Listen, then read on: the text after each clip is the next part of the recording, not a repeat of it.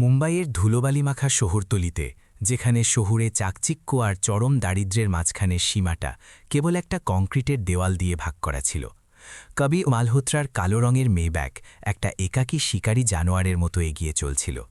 ৩২ বছর বয়সী কবির পেছনের সিটে বসেছিল। তার চোখের নিচে দীর্ঘদিনের অনিদ্রার কারণে কালো দাগ পড়ে গিয়েছিল। সে নির্লিপ্ত হয়ে জানলার বাইরে তাকিয়েছিল। এই বিষয়ে সে পুরোপুরি অজানা ছিল যে ভাগ্যের চাকা এমন এক মোড় নিতে চলেছে যা তার সেই একাকী জীবনকে চিরদিনের জন্য বদলে দেবে, যা সে প্রতিদিন অতিবাহিত করছিল। গাড়িটা এক স্থির গতিতে চলছিল। হঠাৎ ব্রেকের এক তীব্র আওয়াজ নিস্তব্ধতা চিরে দিল, যার পরেই ধাতুর সাথে রাস্তার ঘর্ষণের আর টায়ার পোড়ার কর্কশ শব্দ শোনা গেল। জড়তার কারণে কবিরের শরীর সজোরে সামনের দিকে ঝুঁকে পড়ল।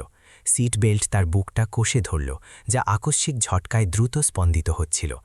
গাড়ির বনেটের ঠিক সামনে মোর্চে ধরাকেলের চাকা দিয়ে তৈরি এক জরাজীর্ণ দেশি ঠেলাগাড়ি হঠাৎ ব্রেক কষার ফলে তৈরি হওয়া বাতাসের ধাক্কায় টাল সামলাতে না পেরে উল্টে গিয়েছিল। কিন্তু যেটা প্রত্যক্ষদর্শীদের নজরে এলো তা সেই ভাঙা গাড়িটা ছিল না, বরং মাছ রাখার জন্য ব্যবহৃত একটা পুরনো বড় থার্মোকলের বাক্স ছিল, যা গাড়ি থেকে ছিটকে রাস্তায় ৩ বার গড়াগড়ি ছিল এবং রাস্তার মাঝখানে তার ঢাকনাটা খুলে গেল। কবিরের ভ্রু কুঁচকে গেল। তার বুকে রাগ কোনো দুর্ঘটনার কারণে নয়, বরং তার শিডিউলে আসা বাধার কারণে জন্মাচ্ছিল। সে গাড়ির দরজা খুলল এবং নিচে নামল। পিচের রাস্তার প্রচণ্ড তাপ তার মুখে লাগল, যা ভেতরের শীতাতাপ নিয়ন্ত্রিত ঠান্ডার একেবারে বিপরীত ছিল। তার ড্রাইভার আগেই ঘটনাস্থলে পৌঁছে গিয়েছিল এবং রাস্তাঘাটে থাকা এই মানুষগুলোর অসাবধানতার ওপর বিড়বিড় করে গালিগালাজ করছিল। কবির নিজের দামি স্যুটটা ঠিক করে নিল। সে ভাবল যে দুর্ঘটনা ঘটানো মানুষটার দিকে কিছু টাকা ছুড়ে দেবে, যাতে ব্যাপারটা তাড়াতাড়ি মিটে যায় এবং সে সামনে এগিয়ে যেতে পারে। তার চোখে এটা ছিল কেবল এক প্রাত্যহিক ট্রাফিক দুর্ঘটনা, উচ্চবিত্ত আর সেই সব দুর্ভাগাদের মধ্যে এক ছোটখাটো সংঘর্ষ, যাদের সে কখনো পরোয়া করত না। কিন্তু কবির যেই চিৎকার করার জন্য মুখ খুলল, এক অদ্ভুত শব্দ প্রতিধ্বনিত হল, যা দুপুরের গুমোট নীরবতাকে চিরে দিল। সেটা কোনো আহত ব্যক্তির আর্তনাদ ছিল না, না ছিল ভিক্ষা চাওয়ার মুখস্থ কোনো আকুতি। সেটা ছিল কান্নার আওয়াজ, খুব দুর্বল, চাপা কান্নার আওয়াজ, যা শুনে মনে হচ্ছিল কোনো পরিত্যক্ত বিড়ালের বাচ্চা শেষ নিঃশ্বাস নিতে নিতে একটু ওম খুঁজছে। সেই আওয়াজটা ওই থার্মোকলের বাক্সটা থেকেই আসছিল, যা রাস্তার মাঝখানে পড়েছিল। কবির স্তব্ধ হয়ে গেল। তার পা সেখানেই জমে গেল। তার নজর ভাঙা গাড়িটা থেকে সরে গিয়ে সেই বাক্সটার ওপর পড়ল। তার ভেতরে মাছ ছিল না, না ছিল কোনো জঞ্জাল বা আবর্জনা। পুরনো ভিজে আর টক গন্ধযুক্ত খবরের কাগজের স্তূপের মাঝে দুটো ছোট্ট প্রাণ পড়েছিল, প্রায় ১১ মাস বয়সী দুটো শিশু, যাদের চামড়া হাড়ের সাথে লেগে গিয়েছিল। এতটাই নীল আর ফ্যাকাশে হয়ে গিয়েছিল যে মনে হচ্ছিল জীবন তাদের অনেক আগেই ছেড়ে চলে গিয়েছে। তারা একে অপরের সাথে কুঁকড়ে ছিল। তাদের চোখ বন্ধ ছিল এবং মুখ দিয়ে অতি কষ্টে বাতাস নেওয়ার চেষ্টা করছিল। তাদের কান্নার শব্দও পুরোপুরি বাইরে আসতে পারছিল না, শুধু গলায় আটকে থাকা উ উ শব্দ হচ্ছিল। সেই দৃশ্যটা ওই তরুণ কোটিপতির মগজে এক সজোরে ঘুষির মতো লাগল। এই বৈপরীত্য বড়ই নিষ্ঠুর ছিল। একদিকে কোটি টাকার ঝকঝকে সুপারকার, যা ক্ষমতা আর বিলাসিতার প্রতীক ছিল, আর অন্যদিকে দুটো নবজাতক শিশু, যাদের এক নোংরা থার্মোকলের বাক্সে ঠুসে দেওয়া হয়েছিল, যাদের সাথে সস্তা জিনিসের চেয়েও খারাপ ব্যবহার করা হয়েছিল। বাক্সটা থেকে এক ভয়ঙ্কর দুর্গন্ধ আসছিল, পচা দুধ, নোংরা আর দারিদ্র্যের সেই গন্ধ, যা কবিরের দামি পারফিউমের ওপর আধিপত্য বিস্তার করছিল। কবির কিছু বুঝে ওঠার আগেই এক ছোট কালো ছায়া ঘূর্ণিঝড়ের মতো সেখানে পৌঁছে গেল। সে প্রায় ৯-১০ বছরের এক মেয়ে ছিল, রোগা, পাতলা, শ্যামলা, যার ছেঁড়া পোশাকে ধুলো জমেছিল। তার হাতে কাঁচের এক ধারালো টুকরো ছিল, আর তার চোখে ঘৃণা ও সতর্কতার লাল আভা ছিল। সে তার হাঁটু থেকে বয়ে চলা রক্ত নিয়ে বিন্দুমাত্র চিন্তিত ছিল না, যা পড়ে গিয়ে চোট পেয়েছিল। সেই বাক্সটার সামনে ঢাল হয়ে দাঁড়িয়ে গেল, নিজের দুটো হাত এমনভাবে ছড়িয়ে দিল যেন কোনো মুরগি তার ছানাদের চিল থেকে বাঁচানোর জন্য ডানা ছড়ায়। ড্রাইভার রাস্তা পরিষ্কার করার জন্য বাক্সটাকে রাস্তার এক পাশে করার জন্য পা বাড়াল, কিন্তু মেয়েটা চিৎকার করে উঠল। তার গলা ধরা ছিল, কিন্তু তাতে টিকে থাকার লড়াই চালানো এক যোদ্ধার শক্তি ছিল। দূরে থাকো, আমার ভাইদের হাত দেবে না। সে তার পাতলা হাত হাওয়ায় দোলাল। কাচের টুকরোটা ড্রাইভারের মুখের খুব কাছ দিয়ে বেরিয়ে গেল।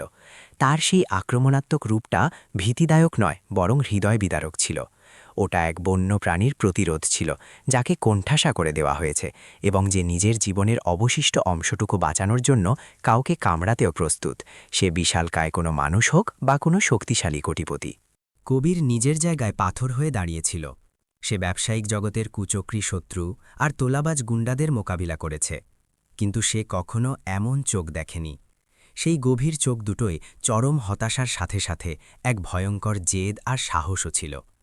সেই মেয়েটা তাকে কোনো মসিহার মতো দেখছিল না, না দেখছিল কোনো ধনী লোক হিসেবে যার কাছে ভিক্ষা চাওয়া যায়। সে তাকে এক শত্রুর মতো দেখছিল, এক সম্ভাব্য বিপদের মতো যাকে ধ্বংস করা জরুরি, যদি সে তার তৈরি করা সুরক্ষা বলয় পার করার চেষ্টা করে। ড্রাইভার ঘুরে তার মালিকের দিকে তাকালো, নির্দেশের অপেক্ষায়। সাধারণত কবির ইশারা করত যে এই ঝামেলা সরাও, কিছু টাকা ছুড়ে দিত আর চলে যেত। তার দুনিয়ায় রাস্তার ধারের এই মানুষদের জন্য কোনো জায়গা ছিল না। তার সময় সোনায় মাপা হতো, কিন্তু এই মুহূর্তে তার পা যেন সীসার মতো ভারী হয়ে গিয়েছিল। কোনো অদৃশ্য মাধ্যাকর্ষণ, কোনো অপার্থিব বন্ধন তাকে সেই থার্মোকল বাক্সের দিকে টানছিল। সে এগিয়ে গেল। মেয়েটার গর্জন আর ড্রাইভারের নীরব সতর্কবাণী উপেক্ষা করে যখন দূরত্ব কেবল কয়েক কদম বাকি রইল, তখন কবির বাক্সের ভেতরটা ভালোভাবে দেখল। দুটো বাচ্চাই যমজ মনে হচ্ছিল, জলের দুই ফোঁটার মতো হুবহু এক, শুধু ফারাক ছিল এই যে অপুষ্টি তাদের নিষ্পাপ চেহারাকে বিগড়ে দিয়েছিল। তাদের মধ্যে একজন, সম্ভবত ছেলে, দুর্বলভাবে নড়াচড়া করল। একটা পুরনো ছেঁড়া টি শার্ট যা কম্বলের কাজ করছিল সেটা তার পাতলা নীল পা থেকে পিছলে গেল। আর ঠিক সেই মুহূর্তে কবির মালহোত্রার জন্য সময় যেন থমকে গেল। শহরের শোরগোল, হর্নের আওয়াজ, হাওয়া, পথচারীদের গালিগালাজ সব শান্ত হয়ে গেল। কবিরের চোখে এখন কেবল সেই বাচ্চার বাঁ পায়ের ছবিটা ছিল। পায়ের দুটো আঙুল, তর্জনী আর মধ্যমা, সাধারণ মানুষের মতো আলাদা ছিল না, বরং মাংসের এক ঝিল্লি দিয়ে জোড়া ছিল, যা এক অদ্ভুত কিন্তু অত্যন্ত পরিচিত আকৃতি তৈরি করছিল। কবিরের মেরুদণ্ড দিয়ে এক হিম শীতল স্রোত বয়ে গেল। তার বুকে হৃৎপিণ্ড এত জোরে ধরফড় করতে লাগল যে ব্যথায় টনটন করছিল। সে টাল সামলাতে পারল না এবং তাকে গাড়ির বনেটের সাহায্য নিতে হল। 11 মাস আগের স্মৃতিগুলো এক বন্যার মতো ফিরে এলো, তার বিবেককে ডুবিয়ে দিয়ে। সেদিন এক বেসরকারি হাসপাতালের ডেলিভারি রুমে সে ভেঙে পড়েছিল, যখন ডাক্তার বিষণ্ণ মুখে বাইরে এসে বলেছিল যে তার স্ত্রী আর যমজ সন্তানরা জন্মানোর পরপরই শ্বাসকষ্টের কারণে মারা গিয়েছে। তাকে তার সন্তানদের শেষবার দেখার সুযোগটুকুও দেওয়া হয়নি। তাকে বলা হয়েছিল যে বাচ্চাদের শরীর এক অদ্ভুত ভাইরাসে সংক্রমিত হয়ে গিয়েছে এবং সংক্রমণ এড়াতে তাদের তক্ষণই অন্ত্যেষ্টিক্রিয়া সম্পন্ন করতে হবে। সে বিশ্বাস করেছিল, সে কষ্ট পেয়েছিল এবং গত 1 বছর ধরে দুটো শীতল কলস বুকে জড়িয়ে তাদের পূজা করছিল। কিন্তু সেই বাচ্চার পায়ের সেই বিকৃতি স্রেফ কাকতালীয় হতে পারত না। ওটা মালহোত্রা বংশের এক বিরল জিনগত বৈশিষ্ট্য ছিল। তার বাবার এটা ছিল, তার নিজের এটা ছিল, এবং এক জিনতত্ত্ববিদ নিশ্চিত করেছিলেন যে তার ছেলের মধ্যেও এই বৈশিষ্ট্য থাকবে। দুনিয়ার লক্ষ লক্ষ বাচ্চার মাঝে এটা কিভাবে সম্ভব যে সে কাকতালীয়ভাবে সেই একই বয়সের এক পরিত্যক্ত বাচ্চা খুঁজে পাবে যার মধ্যে সেই একই বিশেষ জন্মগত বিকৃতি রয়েছে? কবির তপ্ত রাস্তায় হাঁটু গেড়ে বসে পড়ল। তার দামি স্যুট নোংরা হওয়ার কথা সে বিন্দুমাত্র ভাবল না। সে কাঁপা কাঁপা হাত বাচ্চার দিকে বাড়িয়ে দিল, ছুঁয়ে নিশ্চিত হতে চাইল যে যা সে দেখছে তা কোনো বিভ্রম নয়। সেই ভিখারি মেয়েটা যে তাদের অযাচিত রক্ষক ছিল, অপরিচিত এই মানুষের এই অদ্ভুত আচরণ দেখে আরও ঘাবড়ে গেল। সে কাচের টুকরোটা তুলল কবিরের হাতে মারার জন্য, কিন্তু যখন সে সেই ধনী লোকটার গালে অশ্রু গড়িয়ে পড়তে দেখল, তখন তার হাত হাওয়ায় থেমে গেল। সেই ধনী লোকটার চোখে কোনো ঘৃণা ছিল না, কোনো সস্তা দয়া ছিল না, ছিল কেবল চরম যন্ত্রণা, শক আর এক অতি দুর্বল আশার আলো যা এখন জ্বলে উঠছে। কবির বাচ্চাকে এক পলক দেখল।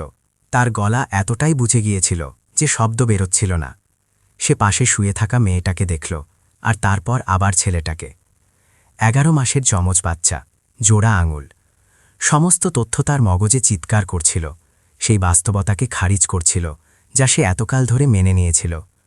যদি এরা তার সন্তান হয়, তবে বাড়িতে রাখা সেই কলসগুলো কিসের? তার স্ত্রী কোথায়?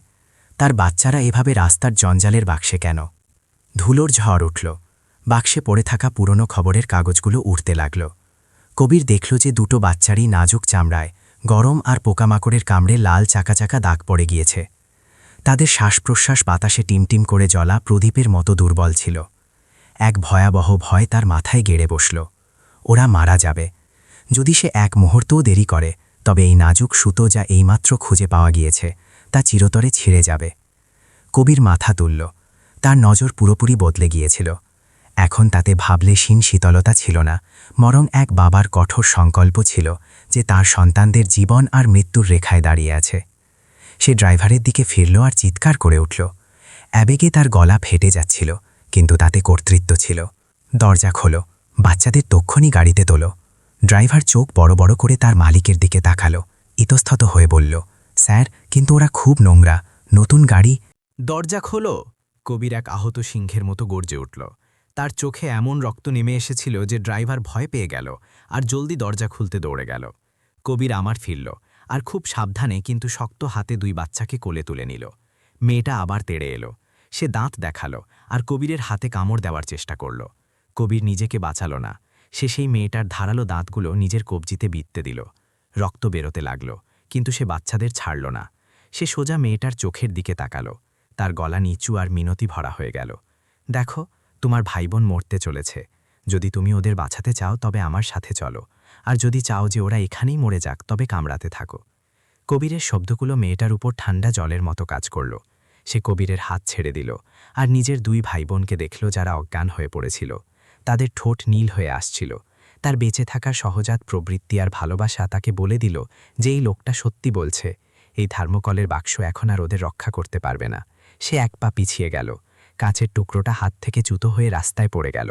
তার পাতলা কাঁধ কাঁপতে লাগল। কবি সাবধানতার সাথে পুরো বাক্সটা তুলে নিল। পচা গন্ধ তার নাকে ঢুকে গেল। বাক্সের নিচ থেকে নোংরা জল চুইয়ে তার ডিজাইনার স্যুট ভিজিয়ে গাড়ির দামি সিটে পড়তে লাগল। কিন্তু তার পরোয়া ছিল না। এই মুহূর্তে দুনিয়ার সবচেয়ে দামি জিনিস ওই গাড়ি নয়, তার সাম্রাজ্য নয়, বরং সেই ভাঙা থার্মোকল বাক্সটা ছিল। সে বাক্সটাকে পেছনের সিটে রাখল আর মেয়েটাকে ওঠার ইশারা করল। সে এক মুহূর্তের জন্য ইতস্তত করল, নিজের নোংরা পা দেখল আর তারপর ভেতরের আলিশান ইন্টিরিয়রকে। কিন্তু তারপর নিজের ভাই বোনদের জন্য দুশ্চিন্তা তার দ্বিধাকে হারিয়ে দিল। সে গাড়িতে উঠল আর এক কোণে কুঁকড়ে বসে পড়ল। তার নজর বাক্স থেকে সরছিল না। সুরক্ষার জন্য সে নিজের ছেঁড়া পোশাকটা শক্ত করে ধরে রেখেছিল। গাড়ির দরজা বন্ধ হল, যা বাইরের চনমনে তাপকে ভেতরের শান্ত শীতলতা থেকে আলাদা করে দিল। গাড়ি চলতে শুরু করল, রাস্তার ধারের সেই ভাঙা গাড়িভাকে পেছনে ফেলে রেখে, যা এইমাত্র অতিবাহিত এক যন্ত্রণাদায়ক অতীতের সাক্ষী ছিল। গাড়িতে কবির তক্ষুনি নিজের ফোন বের করল। তার হাত ধুলো আর মেয়েটার কামড় থেকে বেরোনো রক্তে মাখা ছিল। সে কাঁপা কাঁপা হাতে নিজের ব্যক্তিগত ডাক্তারের নম্বর ডায়াল করল। তার গলায় এমন এক ঘাবড়ানি ছিল যা আগে কখনো দেখা যায়নি। তক্ষুনি বাড়িতে আইসিইউ রেডি করো। নবজাতক শিশুদের জন্য সব জীবনদায়ী সরঞ্জাম থাকা যায়। আমি 2টো বাচ্চাকে নিয়ে আসছি। সে আমার বাচ্চা বলতে পারল না, কিন্তু তার ভেতর রক্তের টান চিৎকার করে এর পুষ্টি দিচ্ছিল। মেয়েটা কোণে বসে এখনও কবিরকে এক দৃষ্টে দেখছিল, কিন্তু যখন সে তাকে চিন্তিত হয়ে ফোন করতে দেখল আর একটা টিস্যু পেপার নিয়ে ছেলেটার মুখ থেকে নোংরা পরিষ্কার করতে দেখল, তখন তার চোখের শত্রুতা কিছুটা কমে গেল। তার এখনও এই লোকটার উপর ভরসা ছিল না, কিন্তু অন্তত তার মনে হলো যে সে তার ভাই বোনদের ক্ষতি করতে চায় না। সে নিজের পকেটে হাত দিল, যেখানে সকালে পাওয়া 1 টুকরো শুকনো রুটি ছিল। সে ভাবল যে যখন বাচ্চারা জাগবে তখন ওদের খাইয়ে দেবে। কবির রিয়ারভিউ মিরারে দেখল আর মেয়েটার নজরের সাথে নজর মিলল।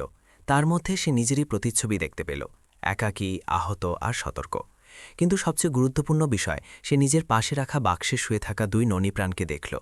ছেলেটা একটু নড়ল আর ছেঁড়া কম্বল থেকে জোড়া আঙুলওয়ালা পাটা বাইরে বেরিয়ে এলো।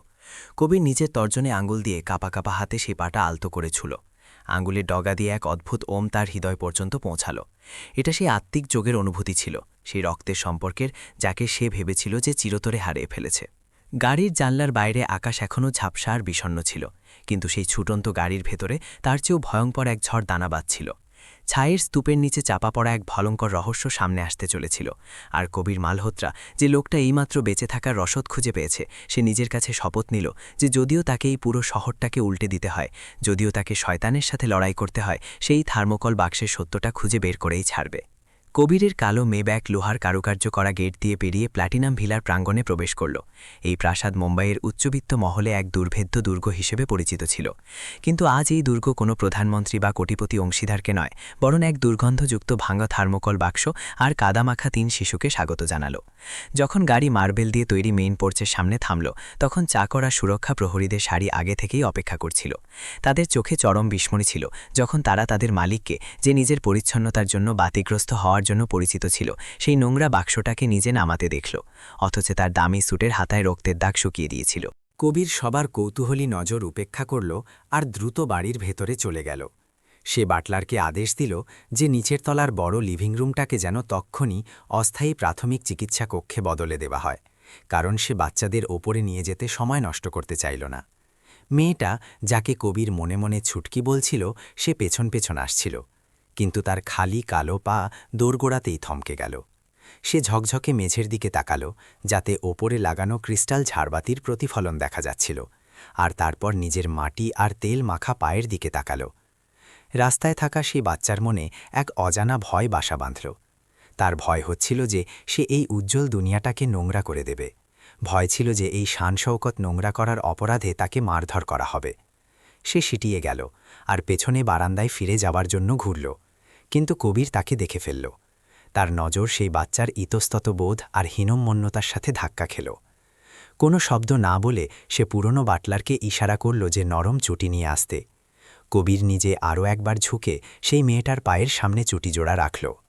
এই কাজটা কেবল আভিজাত্যের দেওয়াল ভাঙছিল না, বরং এটা এক নীরব ঘোষণা ছিল যে এই স্থানে, এই মুহূর্তে সে আর ওই 2 বাচ্চা সবচেয়ে গুরুত্বপূর্ণ অতিথি ছিল। ছুটকি সেই বড় চুটির মধ্যে পা ঢুকিয়ে দিল আর ঠান্ডা মেঝের ওপর দিয়ে ঘষতে ঘষতে চলল। তার চোখ এখনও প্রতিটি কোণ এমনভাবে দেখছিল যেন কোনো ছোট জানোয়ার কোনো অজগরের গুহায় ঢুকে পড়েছে, চমকিত আর অত্যন্ত সতর্ক। পরিবারের ব্যক্তিগত ডাক্তারদের টিম কিছু মিনিটের মধ্যেই সেখানে পৌঁছে গেল। লিভিং রুমের পরিবেশ এক যুদ্ধক্ষেত্রের হাসপাতালের মতো উত্তেজনাপূর্ণ আর ব্যস্ত হয়ে উঠল। স্পিরিট আর ওষুধের গন্ধ জঞ্জালের দুর্গন্ধকে জলদি চেপে দিল। যমজ বাচ্চাদের সরু শিরায় সুই আর ড্রিপ লাগানো হলো। হার্ট রেট মনিটরের বিপ বিপ শব্দ প্রতিধ্বনিত হতে লাগল, যা খুবই দুর্বল আর অনিয়মিত মনে হচ্ছিল।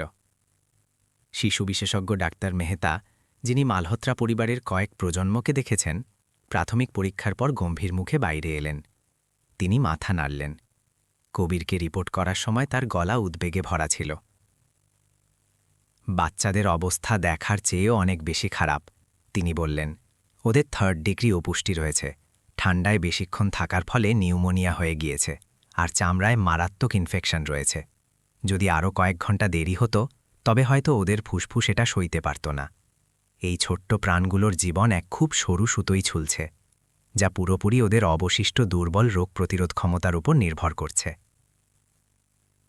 যখন ছোট্ট যমজদের পরিষ্কার করা হচ্ছিল, ব্যান্ডেজ বাঁধা হচ্ছিল আর ড্রিপের মাধ্যমে পুষ্টি দেওয়া হচ্ছিল, এক পরিচারিকার উপর ট্রের মধ্যে গরম খাবার নিয়ে এলো, জাফরান দেওয়া ওটস আর গরম দুধ, যা বিশেষভাবে ছুটকির জন্য বানানো হয়েছিল। রাজকীয় খাবারের সুগন্ধ বাতাসে ছড়িয়ে পড়ল, যা সেই বাচ্চার খালি পেটটাকে জাগিয়ে দিল। কিন্তু যেমনটা সবাই আশা করেছিল যে সে খাবারের উপর ঝাঁপিয়ে পড়বে, তার বিপরীতে ছুটকি এমন কিছু করল যা কবিরের হৃদয় নাড়িয়ে দিল। সে বাটিটা তুলল, নিজের সতর্ক চোখে চারদিকে দেখল, আর তারপর খুব মন দিয়ে ওটা শুকল।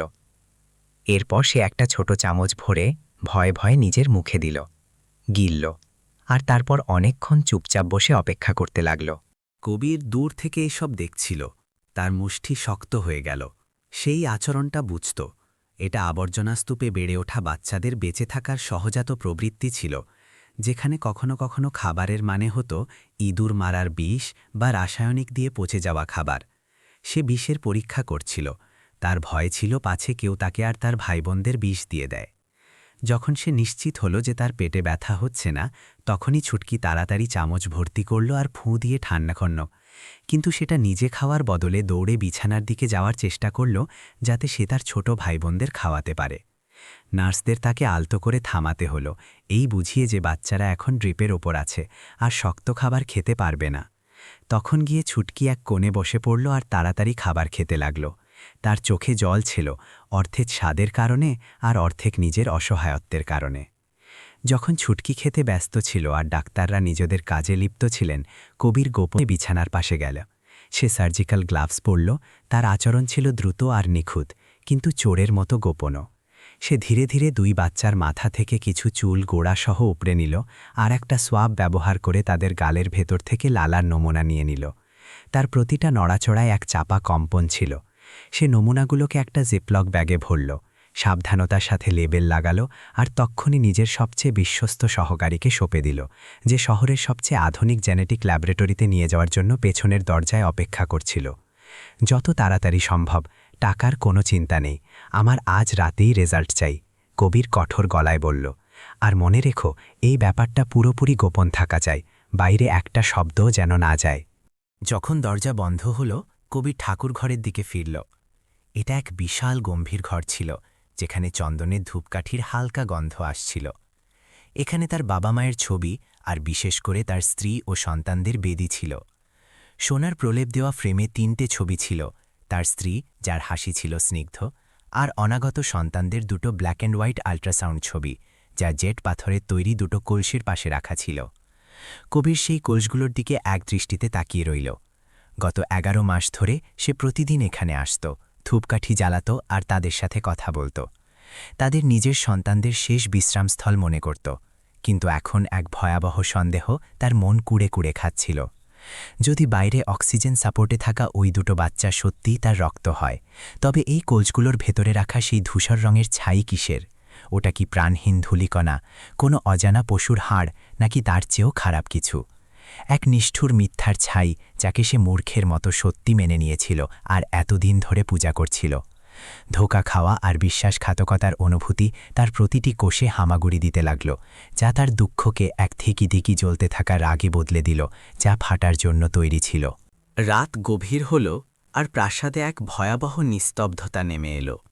ওষুধ আর চিকিৎসার পর 2 বাচ্চাই গভীর ঘুমে আচ্ছন্ন ছিল। তাদের শ্বাস-প্রশ্বাস এখন কিছুটা হালকা ছিল। পেট ভরে খাওয়া আর স্নান করার পর ছুটকি এখন সুতির নরম পোশাকে ছিল, কিন্তু সে আলিশান গদিতে সুতি সাফ মানা করে দিল। সে একটা পাতলা কম্বল টেনে নিজের ভাইবোনদের বিছানার পায়ের কাছে মেঝেতে শুয়ে পড়ল। আবর্জনার স্তূপ থেকে আনা নিজের ছেঁড়া পুতুলটাকে সে এখনও শক্ত করে ধরে রেখেছিল। কবির ঘরে প্রবেশ করল, নার্সকে বাইরে গিয়ে বিশ্রাম করার ইশারা করল আর চেয়ার টেনে ছুটকির সামনে বসল। এই মুহূর্তে সে কোনো কর্পোরেট সাম্রাজ্যের মালিক মনে হচ্ছিল না, বরং এক ক্লান্ত মানুষ ছিল, যে সত্যিটা জানার জন্য ছটফট করছিল। সে নিজের গলাকে যতটা সম্ভব নরম করে জিজ্ঞেস করল, আমায় বলো। কবির তার গভীর কালো চোখের দিকে তাকিয়ে বলল, তুমি এই বাচ্চাদের কোথায় আর কখন খুঁজে পেয়েছিলে? ছটকি কবিরের দিকে তাকালো। গরম খাবার আর তার ভাইবোনদের যত্নের পর তার ভয় কিছুটা কমে গিয়েছিল। সে বলতে শুরু করল। তার গলা ছিল কাঁচা, কিন্তু গল্পটা ছিল ভয়ঙ্কর আর এক প্রাপ্তবয়স্কের অভিজ্ঞতার মতো। সে 11 মাস আগে শহরের বাইরের এলাকায় অবস্থিত বিশাল আবর্জনার স্তূপ, যাকে দেবনার ডাম্পিং গ্রাউন্ড বলা হয়, সেখানে এক ঝড়ের রাতের কথা জানালো। সেই রাতে যখন বিদ্যুৎ চমকাচ্ছিল, আমি নিজের প্লাস্টিকের ঝুপড়িতে কুঁকড়েছিলাম। তখনই আমি হেডলাইটের আলো দেখলাম। সে মনে করল, একটা ছোট ট্রাক গোপনে মেডিকেল বর্জ্য ফেলার নিষিদ্ধ এলাকায় এলো। 2 জন লোক ছিল, যাদের মুখ পুরোপুরি ঢাকা ছিল। ওরা 2টো বড় কালো ব্যাগ আবর্জনার গর্তে ফেলল আর ভূতের মতো পালিয়ে গেল। ছুটকি থামল আর থুতু গিলল। আমার মনে হলো হোটেলের বেঁচে যাওয়া খাবার হবে, তাই আমি ওদের চলে যাওয়ার পর সেখানে গেলাম। যখন আমি ব্যাগ খুললাম, তখন তাতে 2টো বাচ্চা ছিল। ওরা নীল হয়ে গিয়েছিল, বরফের মতো ঠান্ডা, কিন্তু ওরা তখনও কাঁদছিল। আমি খুব ভয় পেয়েছিলাম, কিন্তু আমি ওদের ছেড়ে আসতে পারিনি। আমি ওদের নিজের ঝুপড়িতে নিয়ে এলাম আর পুরনো কাপড় দিয়ে ওদের গরম করলাম। ছুটকির গল্পটা এক ধীরগতির সিনেমার মতো ছিল, যা মানুষের নিষ্ঠুরতা আর জঞ্জালের মাঝে ফুটে ওঠা জীবনের জেদকে তুলে ধরল। কিন্তু যে বর্ণনাটা কবিরের নজর সবচেয়ে বেশি কাড়ল, যা তার শরীরকে পাথরের মতো শক্ত করে দিল, তা ছিল ট্রাকের বর্ণনা। সেই ট্রাকটা নীল ছিল, কিন্তু তার দরজায় এক লাল রঙের ঈগল বা গরুরের ছবি আঁকা ছিল। তার ডানা এক জায়গায় উঠে গিয়েছিল, যেন কারো চুলকানি হয়েছে। লাল গরুর, এটা গরুর লজিস্টিক্সের লোগো ছিল, তার গ্রুপের এক সহযোগী কোম্পানি, যা শিল্পবর্জ্য সামলানোর কাজ করত। আর এই বহনের পরিচালনা করার ব্যক্তি অন্য কেউ নয়, বরং তার নিজের ছোট ভাই তন্ময় মালহোত্রা ছিল। রং চটে যাওয়ার বিবরণটা সেই দুর্ঘটনাগ্রস্ত গাড়ির মেরামতি রিপোর্টের সাথে পুরোপুরি মিলে যাচ্ছিল, যার ওপর সে ঠিক 1 বছর আগে সই করেছিল। কোনো ভুল হতে পারে না। তার নিজের পরিবারের কোম্পানির ট্রাক তার সন্তানদের আবর্জনার মতো ফেলে দিয়েছিল। কবির স্থির হয়ে বসে রইল। চেয়ারের হাতল এতটাই জোরে ধরার ফলে তার আঙুল সাদা হয়ে গিয়েছিল।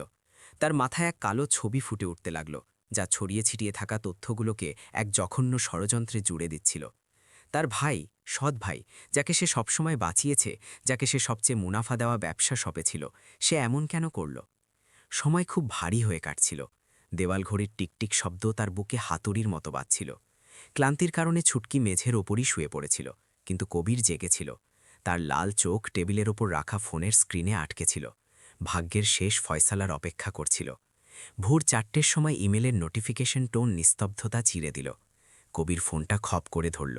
তার হাত এতটাই কাঁপছিল যে ফোনটা প্রায় পড়েই যাচ্ছিল। সে ল্যাব থেকে আসা ইমেলটা খুলল। অনেক জটিল পরিসংখ্যান সামনে এলো, কিন্তু তার নজর পৃষ্ঠার শেষে বোল্ড অক্ষরে লেখা সিদ্ধান্তে আটকে গেল। সিদ্ধান্ত: উভয় বাচ্চার নমুনা এবং পিতার নমুনার মধ্যে 99.99% জৈবিক সম্পর্কের পুষ্টি পাওয়া গিয়েছে। 99.99%-এর পরিসংখ্যানটা এক সাজার ঘোষণার মতো সামনে এলো। এটা তার আত্মাকে বাঁচানোর মতো সুখবরও ছিল, আর সেই কাছের মানুষদের জঘন্য অপরাধের অকাট্য প্রমাণও, যারা তাকে ধোঁকা দিয়েছিল। কবির ফোনটা নিচে নামিয়ে রাখল। সে চিৎকার করল না, কাঁদল না। যন্ত্রণা সাধারণ আবেগের সীমা ছাড়িয়ে এক ভয়াবহ অসারতায় বদলে গেল। সে উঠল আর ধীরে ধীরে দ্বিতীয় তলার ব্যালকনিতে গেল। রাতের ঠান্ডা হাওয়া তার মুখে লাগল, কিন্তু তার ভেতরে জ্বলতে থাকা আগুনকে শান্ত করতে পারল না। তাহলে তার স্ত্রী আর বাচ্চারা অসুস্থতায় মারা যায়নি, ওদের মারা হয়েছিল। সেই সব লোকেদের দ্বারা যাদের সে নিজের পরিবার বলত। গত 11 মাস ধরে সে এক লাশের মতো বেঁচেছিল। মদ আর ঘুমের বড়িতে নিজের দুঃখ ডোবাচ্ছিল, অথচ সেই খুনিরা তার পাশে অনুগত ভাই আর সহযোগী হবার নাটক করে হাসছিল। ওরা তার জিন্দেগি চুরি করে নিয়েছিল, তাকে নিজেরই ট্র্যাজিক নাটকে এক অন্ধ পুতুল বানিয়ে দিয়েছিল। কবি নিজের হাতের দিকে তাকালো, সেই হাত যা কোটি কোটি টাকার চুক্তিতে সই করেছিল, কিন্তু নিজের স্ত্রী আর সন্তানদের বাঁচাতে পারেনি। ঘৃণার এক জোয়ার তার গলা পর্যন্ত চলে এলো। সে টেবিলে রাখা হুইস্কির ক্রিস্টাল গ্লাসটা তুলল আর পুরো শক্তি দিয়ে পাথরের দেওয়ালে ছুঁড়ে মারল। ছাপাক! কাঁচ ভাঙার তীব্র শব্দ রাতে প্রতিধ্বনিত হল। মেঝের উপর ছড়িয়ে থাকা কাচের টুকরোগুলো ভাঙা বিশ্বাসের মতো চাঁদের আলোয় ঝিকমিক করছিল। কাচের ঘষায় তার হাত থেকে রক্ত বেরোতে লাগল আর সাদা মেঝের ওপর টপকাতে লাগল। কিন্তু কবির যন্ত্রণা অনুভব করল না। শারীরিক ব্যথা সেই ঘৃণার কাছে কিছুই ছিল না, যা তার শিরায় শিরায় দৌড়াচ্ছিল। সে নিজের রক্তমাখা হাতের দিকে তাকালো। তার চোখে এমন এক নিষ্ঠুরতা ছিল যা আগে কখনো দেখা যায়নি। এখন সে আর দুঃখী বাবা ছিল না, সে এক শিকারী হয়ে উঠেছিল। আর যারা তার পরিবারকে স্পর্শ করার সাহস করেছিল, যারা তার সন্তানদের জঞ্জাল বানিয়েছিল, তাদের প্রতিটি অশ্রু আর প্রতিটি ব্যথার দাম মেটাতে হবে। খেলা তো এখন শুরু হলো। যখন কবির প্রাসাদের অন্ধকারে নিজের প্রতিশোধের তলোয়ারের ধার দিচ্ছিল, শহরের অন্য প্রান্তে বান্দ্রার এক আলিশান পেন্ট হাউসে, যেখান থেকে আরব সাগর দেখা যেত, তন্ময় মালহোত্রার ঘরে উত্তেজনার পরিবেশ ছিল। বাইরে শহরের আলো ঝকঝক করছিল, কিন্তু ভেতরে বিশাল কম্পিউটার স্ক্রিনে শেয়ার বাজার আর ক্রিপ্টোর লাল চার্ট রক্তের ঝর্ণার মতো নিচে পড়ছিল। তন্ময় সোফায় বসেছিল, হাতে খালি গ্লাস, এবং সামনে নাচতে থাকা কোটি কোটি টাকার লোকসানের দিকে তাকিয়েছিল সে। এই ছোট ভাই, যাকে মিডিয়া সবসময় কবিরের ডান হাত বলে বর্ণনা করত, সে আসলে ছিল একজন জুয়ারি, যে দেউলিয়া হওয়ার দ্বারপ্রান্তে দাঁড়িয়েছিল। অবৈধ বুকিদের বিশাল ঋণ আর কোম্পানির শেয়ার বন্ধক রেখে নেওয়া ধার তার গলা টিপে ধরছিল। সে তার সবকিছু এই বাজি বা তুরুপের তাসের ওপর লাগিয়ে দিয়েছিল, যে সে তার ভাইকে সরিয়ে দিয়ে পুরো উত্তরাধিকার দখল করে নেবে। তন্ময়ের স্ত্রী রিয়া রেশমি গাউন পরে বাইরে বেরিয়ে এলো। তার মুখ সুন্দর ছিল, কিন্তু চিন্তার রেখায় ভরা। সে নিজের ফোনটা কাচের মেঝের ওপর জোরে আছাড় মারল। তুমি এখনও এখানে বসে বসে মদ খাচ্ছ? রিয়া তীক্ষ্ণ গলায় বলল। কবির ভাই সাহেবের বাড়ির কাজের মেয়ে এইমাত্র মেসেজ করেছে। তিনি কোথা থেকে জানি 3টে ভিখারি বাচ্চাকে তুলে নিয়ে এসেছেন, আর তাদের চিকিৎসার জন্য পুরো ডাক্তারদের টিম ডেকে পাঠিয়েছেন। শুনলাম তিনি নাকি তাদের দত্তক নেওয়ার কথা ভাবছেন। তন্ময় বিরক্তির সাথে ঠোঁট কুঁচকে আরও মদ ঢালল। তাতে কি হয়েছে? হয়তো একাকিত্বে পাগল হয়ে গেছে। রাস্তার বাচ্চাগুলো আর কি করে নেবে? তুমি কতটা বোকা! রিয়া চিৎকার করে উঠল, নিজের লাল নেইল পলিশ লাগানো আঙুল তন্ময়ের কপালে রেখে বলল, তোমার মনে নেই জ্যোতিষী কি বলেছিলেন? কবিরের সময় খারাপ চলছে, কিন্তু যদি সে কোনো উত্তরাধিকারী পেয়ে যায় বা কাউকে দত্তক নেয়, তবে সেই চেয়ারম্যানের চেয়ার, যার স্বপ্ন তুমি দেখছ, তা চিরকালের জন্য হাতছাড়া হয়ে যাবে। রিয়ার গলা নিচু এবং গম্ভীর হয়ে এলো। আর একটা অদ্ভুত ব্যাপার আছে, কাজের মেয়েটি বলেছে যে তিনি ওই 2 নবজাতক শিশুর দিকে এমনভাবে তাকিয়েছিলেন যেন তারা নিজের কেউ, আর বাচ্চাগুলো এমনভাবে কাঁদছিল যেন কারো আপন মানুষের দেখা পেয়েছে। তুমি কি নিশ্চিত? রিয়ার চোখে ভয় ছিল। তুমি কি নিশ্চিত যে গত বছরের কাজটা পুরো নিখুঁতভাবে হয়েছিল? স্ত্রীর প্রশ্নটি তন্ময়ের ক্ষতে নুন ছিটিয়ে দিল। সে কেঁপে উঠল এবং গ্লাস নিচে নামিয়ে রাখল। সেই সাজানো দুর্ঘটনার স্মৃতি, বৌদি এবং অজাত সন্তানদের শেষ করার জন্য ডাক্তার এবং খুনিদের দেওয়া 1 কোটি টাকা আবার তাকে ভয় দেখাতে শুরু করল। সে ডাক্তার মেহতার সেই সহযোগী ডাক্তার, লম্বা, ভুয়া ডাক্তারের কথায় বিশ্বাস করেছিল যে সবকিছু ছাই হয়ে গেছে, কিন্তু একজন অপরাধীর অস্থিরতা এখন তাকে দংশন করতে লাগল। সে ফোন তুলে নিল, কিন্তু আবার রেখে দিল। এই সময় কল করা বিপজ্জনক হতে পারে। যদি কবির সন্দেহ করে তবে তার ওপর নজরদারি হতে পারে। কাল সকালে ওখানে গিয়ে খোঁজ নেব। তন্ময় শান্ত থাকার চেষ্টা করল, কিন্তু তার গলা কাঁপছিল। ভাই সাহেবের শরীর খারাপের অজুহাতে যাব, নাটকটা ভালো করতে হবে। পরের দিন সকালে তন্ময় এবং রিয়ার লাক্সারি গাড়ি প্ল্যাটিনাম বিলার আঙিনায় প্রবেশ করল। কবির ড্রয়িং রুমে আগে থেকেই তাদের জন্য অপেক্ষা করছিল। দামি চায়ের সেট মেঝের ওপর রাখা ছিল। নিজের দৈনন্দিন বিষণ্ণতার বিপরীতে আজ কবির ভালো পোশাকে ছিল। তার মুখে এক অদ্ভুত উজ্জ্বলতা ছিল, যদিও চোখের গভীরে একটি বড় রহস্য লুকিয়েছিল। সে একজন সুখী ভাইয়ের চরিত্র অভিনয় করছিল, এতটাই নিখুঁত যে কারো সন্দেহ হওয়ার উপায় নেই। তোমরা দুজনে একদম সঠিক সময়ে এসেছ, কবির হাসল। চা ঢালতে ঢালতে বলল, আমি তোমাদের সুখবরটা দিতেই যাচ্ছিলাম। ভগবান আমার ডাক শুনেছেন এবং আমাকেই বাচ্চাদের সাথে মিলিয়ে দিয়েছেন। আমার মনে হয় যেন তোমাদের বৌদি আর আমার সন্তানরাই আমাকে এদের কাছে পৌঁছে দিয়েছে। স্ত্রী ও সন্তানদের নাম শুনে তন্ময় আর রিয়ার বুক ধক করে উঠল, কিন্তু তারা জোর করে হেসে অভিনন্দন জানাল। রিয়া চাটুকারিতা করে বলল, আরে বাহ, এত অনেক পুণ্যের কাজ। বাচ্চারা কোথায়? আমাদেরও দেখান, আমরা আশীর্বাদ করব। কবির তালি বাজাল, আর আয়া বাচ্চাদের ডাবল প্র্যাম গাড়ি নিয়ে ভেতরে এলো। সারা রাত যত্নের পর বাচ্চারা এখন ভালো ছিল এবং ঘুমোচ্ছিল। ছোট মেয়েটি, যাকে এখন আনিয়া নাম দেওয়া যেতে পারে, পরিষ্কার ফ্রক পরে প্র্যামের পাশে দাঁড়িয়েছিল। সে এখনও অপরিচিতদের সন্দেহর চোখে দেখছিল। তন্ময় এবং রিয়া কাছে এলো ভালোবাসা দেখানোর নাটক করতে। তন্ময় যেই ছেলেটির গাল ছোঁয়ার জন্য হাত বাড়াল, কবির হঠাৎ বলে উঠল। তার গলা হালকা ছিল, কিন্তু তাতে একটি গভীর আঘাত লুকিয়েছিল। তন্ময়, একটু দেখো তো, এই বাচ্চাটার মধ্যে একটা খুব অদ্ভুত ব্যাপার আছে। ওর পা দেখো। কবির ধীরে ধীরে কম্বল সরিয়ে বাচ্চার ছোট বা পা দেখাল। 2টি জোড়া লাগানো আঙুল তন্ময়ের চোখের সামনে ছিল। এক প্রচণ্ড ধাক্কা। তন্ময়ের হাত থেকে চায়ের কাপটা ফ্লোরে পড়ে চুরমার হয়ে গেল। সে 2 পা পিছিয়ে গেল। তার মুখ থেকে রক্তের শেষ বিন্দুটিও যেন গায়েব হয়ে গেল। সে তোতলাতে লাগল। সেই বিকৃতিটি চিনত। সে এটি তার বাবার পায়ে দেখেছিল, নিজের ভাইয়ের পায়ে দেখেছিল। এটি মালহোত্রা বংশের বংশগত পরিচয় ছিল, যা অস্বীকার করার উপায় নেই। রাস্তার কুড়িয়ে পাওয়া বাচ্চার মধ্যে এটি কিভাবে সম্ভব? যদি না এটি সেই ভাইপো হয় যাকে সে 11 মাস আগে মৃত ভেবেছিল। রিয়াও ঘাবড়ে গিয়েছিল, কিন্তু সে ছিল চতুর। সে দ্রুত নিজের স্বামীকে সামলে নিল এবং কবিরের দিকে তাকিয়ে নাকাল হাসি হাসল। ও গড, সরি ভাই সাহাব, আমরা ব্রেকফাস্টই করিনি। হয়তো লো ব্লাড সুগারের কারণে তন্ময়ের হাত কেঁপে গিয়েছিল। তন্ময়, তুমি ঠিক আছো? বাচ্চাদের ভয় পাইয়ে দিলে তুমি। তন্ময় নিজেকে সামলে নিয়ে স্ত্রীর কাঁধের ওপর ভর দিল। তার ঠান্ডা ঘাম ঝরছিল। সে জোর করে হাসতে হাসতে বলল, হ্যাঁ, শুধু একটু মাথা ঘুরে গিয়েছিল। কিন্তু সত্যি বাচ্চার পা খুব অদ্ভুত, তাই না? কত বড় সংযোগ। কবিরের মুখে এখনও শান্ত হাসি ছিল, কিন্তু তার চোখ বরফের মতো ঠান্ডা ছিল, যা তার ভাইয়ের কপালে আসা ঘামের প্রতিটি ফোঁটা লক্ষ্য করছিল।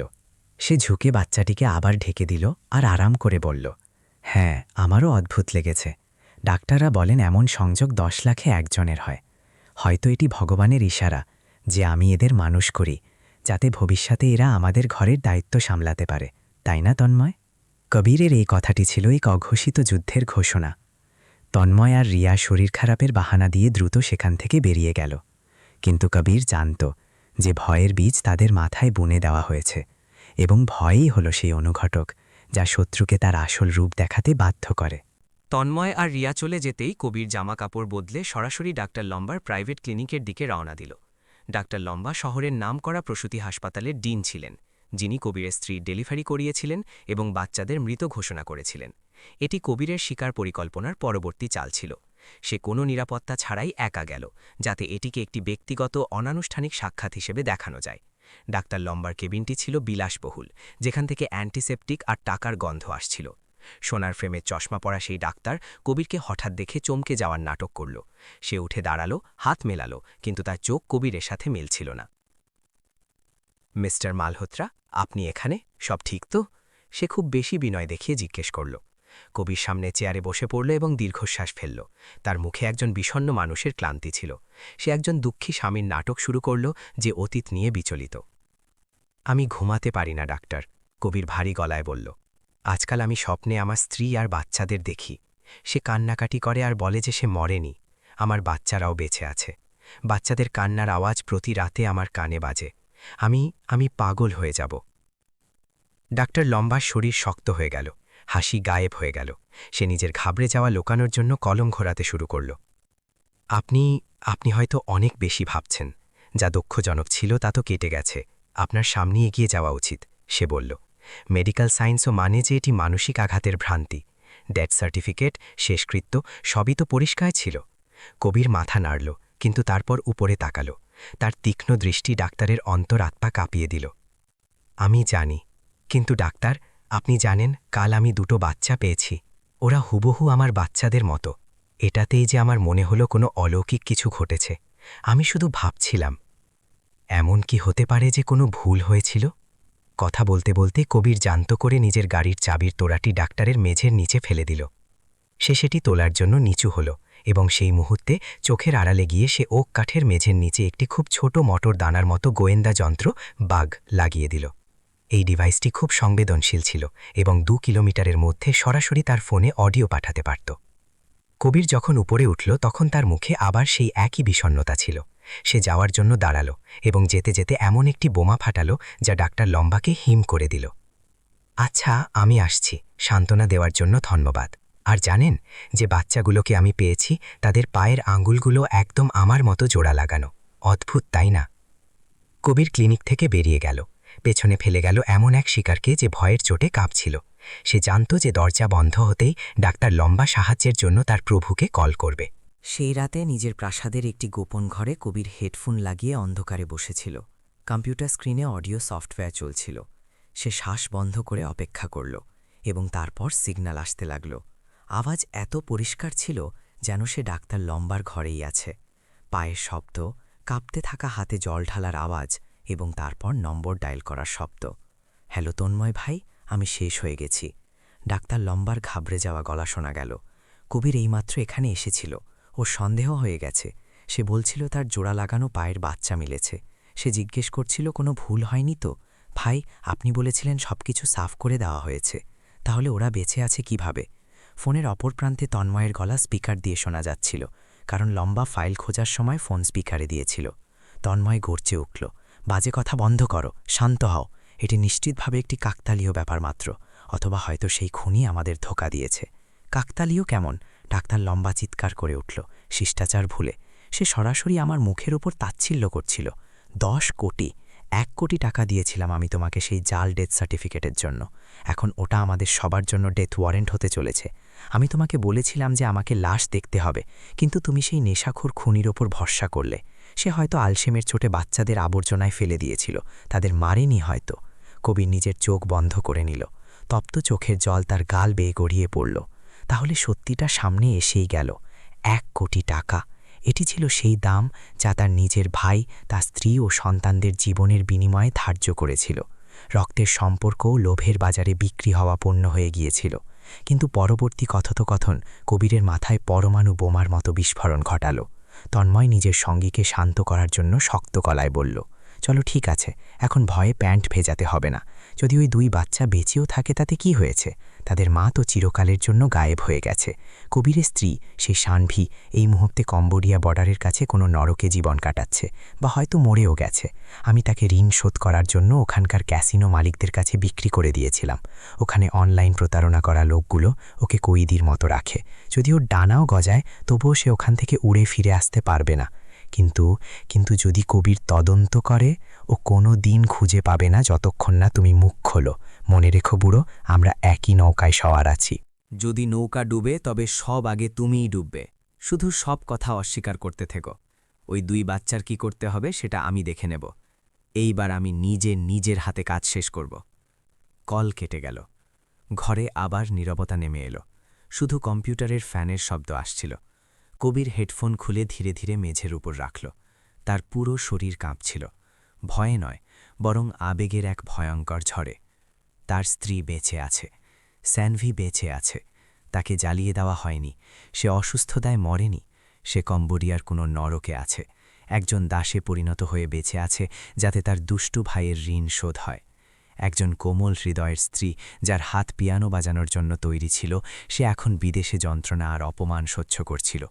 এই কথা ভেবে কবিরের বুকটা এমনভাবে ফেটে যাচ্ছিল যেন কেউ তাকে মুচড়ে ধরেছে। কিন্তু সেই চরম যন্ত্রণার মাঝে আশার এক তীব্র আলো জ্বলে উঠল। সে বেঁচে আছে, মানে সুযোগ আছে। যতক্ষণ তার শ্বাস চলছে, যদি তাকে তার পুরো সম্পদ বিলিয়ে দিতে হয়, যদি তাকে সীমানা পার করে সেই পুরো এলাকাটাই কিনতে হয়, সে তাকে ফিরিয়ে আনবে। কবির ঝটকা দিয়ে উঠে দাঁড়ালো এবং জানলার কাছে গিয়ে ঘন অন্ধকার রাত দেখতে লাগল। তার চোখে এখন জল নয়, বরং আগুন ছিল, দৃঢ় এবং নিষ্ঠুর। তার কাছে প্রমাণ ছিল, সে জানত শত্রুকে। আর সবথেকে বড় কথা, সে জানতে পেরেছিল তার জীবনের উদ্দেশ্য কোথায়। তার প্রতিশোধের পরিকল্পনা শুধু তাদের অপরাধ ফাঁস করার মধ্যেই সীমাবদ্ধ থাকবে না। সে চেয়েছিল তারাও যেন সেই একই ভয় অনুভব করে, নিজেদের আশাকে নিজেদের চোখের সামনে ভেঙে যেতে দেখুক, ঠিক যেমনটি তারা তার পরিবারের সাথে করেছিল।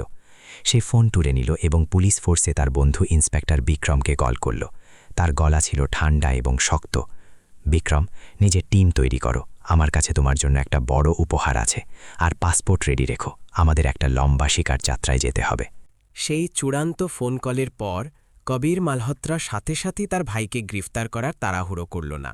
সে জানত যে একটি বিষধর সাপকে শেষ করার জন্য শুধু তার মাথা থেতলে দেওয়া যথেষ্ট নয়, বরং আগে তার বিষ আর তার গর্ত ধ্বংস করা জরুরি। ব্যবসার দুনিয়ায় 1 দশকের বেশি সময় কাটানোর পর কবির বুঝত যে এই সময় সরাসরি আক্রমণ করলে তন্ময় আর রিয়া ঘাবড়ে গিয়ে সবথেকে গুরুত্বপূর্ণ প্রমাণ সানভিকে শেষ করে দিতে পারে। সে চাইছিল যে তারা নিজেরাই নিজেদের মুখ দেখাক, হতাশায় ভুল করুক, আর লোভী মানুষদের নিজেদের আকাঙ্ক্ষিত টাকা ধোঁয়ায় উঠতে দেখা ছাড়া আর কোনো কিছুই এতটা বেসামাল করতে পারে না। পরের দিন পুরো মুম্বাইয়ের ব্যবসায়ী মহলে একটি চমকে দেওয়া খবর ছড়িয়ে পড়ল। তরুণ ধনকুবের কবির মালহোত্রা অফিসে হঠাৎ অজ্ঞান হয়ে গিয়েছেন এবং তাকে গুরুতর অবস্থায় বাড়ি আনা হয়েছে। ব্যক্তিগত ডাক্তাররা জানিয়েছেন যে তিনি গুরুতর নার্ভাস ব্রেকডাউন, হৃদরোগ এবং শেষ পর্যায়ের ক্যান্সারে ভুগছেন, যা কিনা 1 বছরের ডিপ্রেশন আর ওষুধের কুফলের ফল। অবশ্যই এটি কবির এবং ডাক্তার লম্বা, যে এখন কবিরের ইশারায় নাচছে, তাদের একটি নাটক ছিল। তৎক্ষণাৎ প্ল্যাটিনাম ভিলার বড় হলে এক জরুরি পারিবারিক সভা ডাকা হল। গ্রুপের প্রধান আইনজীবী গম্ভীর মুখে তার কালো ব্যাগ খুললেন এবং একটি মোটা ফাইল বের করলেন। কবির একটি লাউঞ্জ চেয়ারে শুয়েছিল, তার মুখ ফ্যাকাশে ছিল এবং অক্সিজেন মাস্ক লাগানো ছিল। তন্ময় আর রিয়াও সেখানে উপস্থিত ছিল। ওই 2 খলনায়কের চোখ হেডলাইটের মতো জ্বলজ্বল করছিল। তারা নিজেদের আনন্দ লুকানোর চেষ্টা করছিল আর মুখে মিথ্যে চিন্তার মুখোশ পড়েছিল। তাদের মাথায় গল্প পরিষ্কার ছিল, কবির মরবে, না আছে স্ত্রী, না আছে সন্তান, তাই সব সম্পত্তি স্বাভাবিকভাবেই একমাত্র ভাই পাবে। কিন্তু তন্ময়ের লুকানো হাসি তখন জমে গেল যখন আইনজীবী 2 ঘণ্টা আগে সাইন করা নতুন উইল, ইচ্ছাপত্র পড়তে শুরু করলেন। আমার মক্কেল শ্রী কবির মালহোত্রার ইচ্ছা অনুসারে, আইনজীবী জোরালো গলায় বললেন। গ্রুপের সব শেয়ার, রিয়েল এস্টেট এবং অন্যান্য সম্পত্তি, যার মোট মূল্য প্রায় 5,000 কোটি টাকা, তা একটি অনাথাশ্রম ট্রাস্টকে হস্তান্তর করা হবে।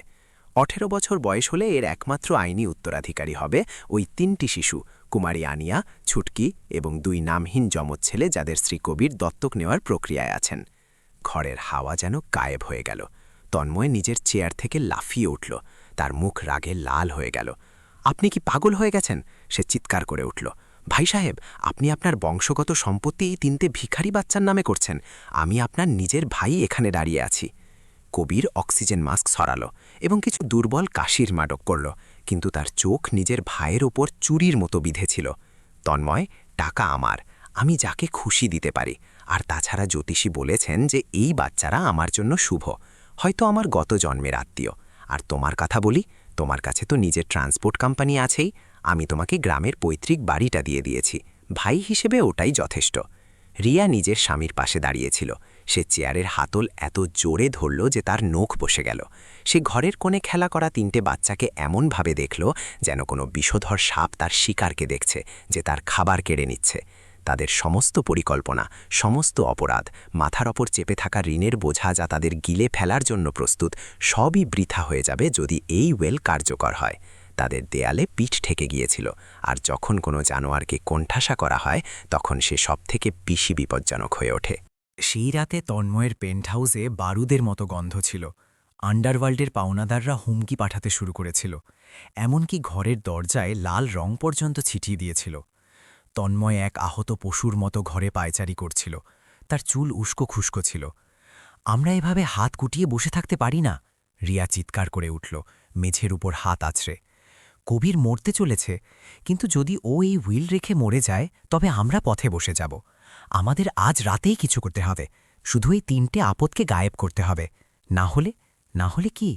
তন্ময় ঘুরল, তার চোখে রক্ত নেমে এসেছিল। ওদের কিডন্যাপ করে নাও, রিয়া নিজের গলা নিচু আর নিষ্ঠুর করে বলল। 3টেকেই তুলে নাও, কবিরকে বাধ্য করো যাতে সে হুইল ছিঁড়ে ফেলে আর সব সম্পত্তি তোমার নামে করার নতুন হুইল লেখে। বদলে বাচ্চাদের জীবন ভিক্ষা দেওয়া হবে। যখন সে সই করে দেবে তখন পুরো পরিবারকে তাদের প্রিয় স্ত্রীর কাছে পাঠিয়ে দাও।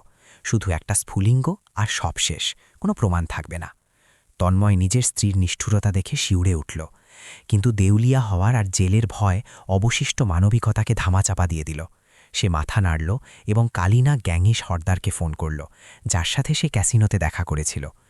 এই কাজের জন্য 1 কোটি পাবে, কাজ পরিষ্কারভাবে হওয়া চাই, কোনো চিহ্ন থাকা চলবে না।